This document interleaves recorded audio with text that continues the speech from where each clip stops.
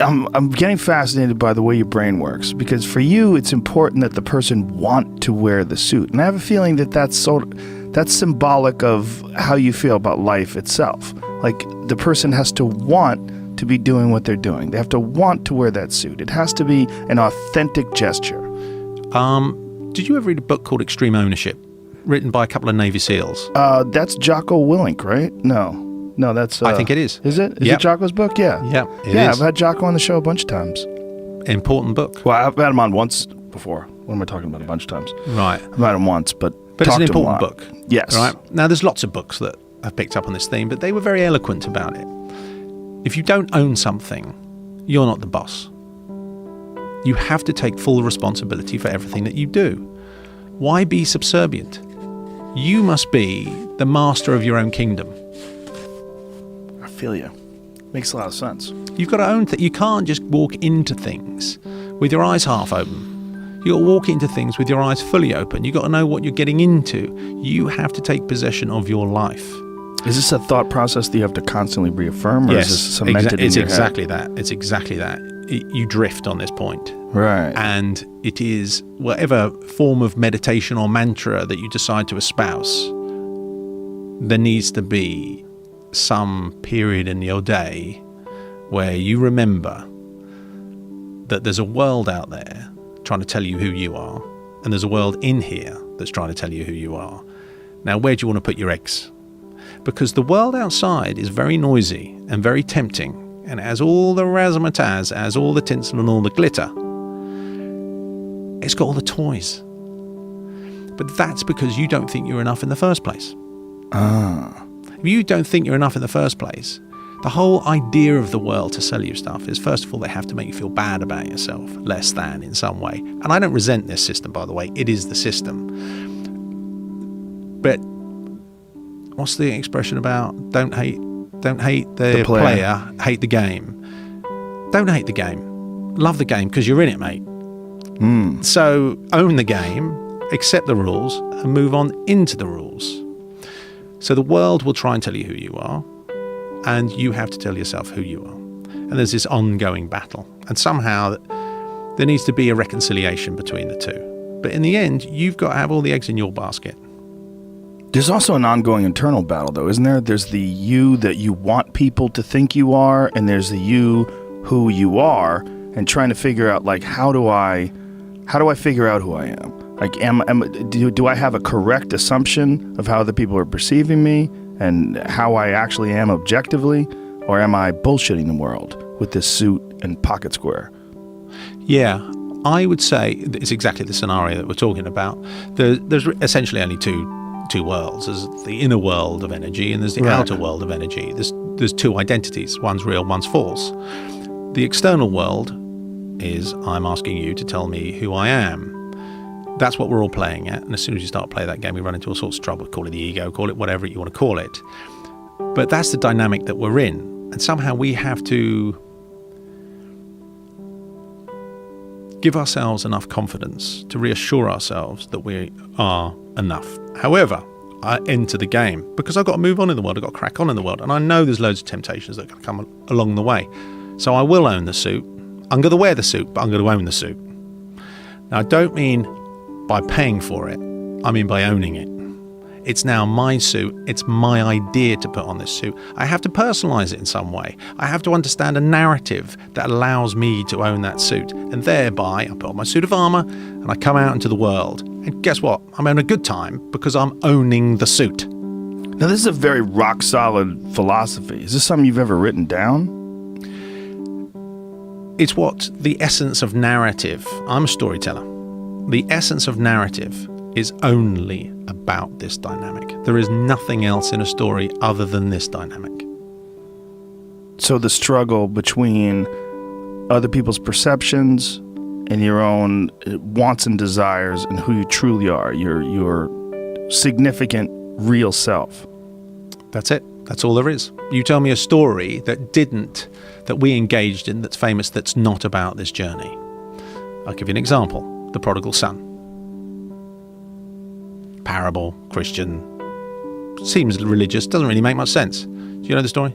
Sure, but why don't you lay it out? So there's a father. He has 2 sons, an older son and a younger son. And he says to them, who wants to spend their inheritance? The younger son says, me, Dad, I'll go and spend it. And the younger son takes all the dough and he runs off and sniffs coke off strippers' tits for a number of years until he realises this is getting pretty boring and I'm in a lot of trouble. He ends up throwing food to pigs. That's his job. And he can't even eat the food that he gives to the pigs, at which point he says, Dad, will you take me back? Dad then they don't meet. This somehow happens, not through telephones, it just happens. At which point, Dad goes to the fatted calf, says, kill the fatted calf. Older son says, hold on, Dad, what's going on? I've stayed with you since the beginning. I've been loyal to you. And I hear the stories of my younger brother coming back, who's been sniffing coke off strippers' tits for the last God knows how many years. And you're prepared to kill the fatted calf. What's the SP, Dad? I want to know the story. He says, you're all right, son. Don't worry about that. You take a little step to the side. You'll always be with me. You're a good boy. At which point he goes out to meet the prodigal son, the wasteful son. The wasteful son returns and he says, you were lost and now you're found. That's the end of the story. It's quite hard to make sense of that in a literal sense. You go, oh, Dad was a bit unfair and you should have been kind to the older son because he never ran off and did anything. But the essence of the story is that you are the father. You are enough. Your older son is your intellect. He says, oh, don't do this, don't do that. He's trying to reconcile, make sense of a prosaic and material world. The younger son, being the wild, feral entity that he is, wants to go out in the world and find out what it's all about. So in his recklessness and sense of adventure, he finds that he can't escape himself. So he has to return to himself. And at which point, he has to accept who he is. At which point, the intellect is left out of the equation pretty much as the older brother, because he can't understand the significance of the journey of the wasteful brother. In the end, you have to leave yourself to understand the value of yourself. You have to lose stuff before you realise that all the stuff that you're losing is ephemeral and transitory. It's not yours. You're enough. You're always enough. But you've got to somehow prostitute yourself before you realise your own value. That is the essence of all stories. That's deep, Guy Ritchie. Is that something you think about all the time? Or is this like a cemented philosophy? So, King Arthur, the story we just made. A man is a king, has a son. The son, the father runs into a bit of aggro. The son jumps into a little boat, a little skillet, and he's not skillet. That's what you cook your chops on, isn't it? Yeah. Skiff, a little skiff. The skiff takes off down the river. He gets found by prostitutes. He's brought up in a brothel. He understands the ways of the street. He becomes a king on the street. He works his way out the different ladders, and then he pulls a sword from a stone at a certain point in his life, a certain point of evolution, and then from there he goes on to be the king. There's a bit of a tussle all along the way, lots of wrestling matches. In the end, he fights down his demons and he becomes the king. So what's the significance of this narrative? That every man in himself is aristocratic, that he is his own king. He takes a sojourn into the material world, has to climb up all the different rungs on the ladder, and ultimately has to return to himself.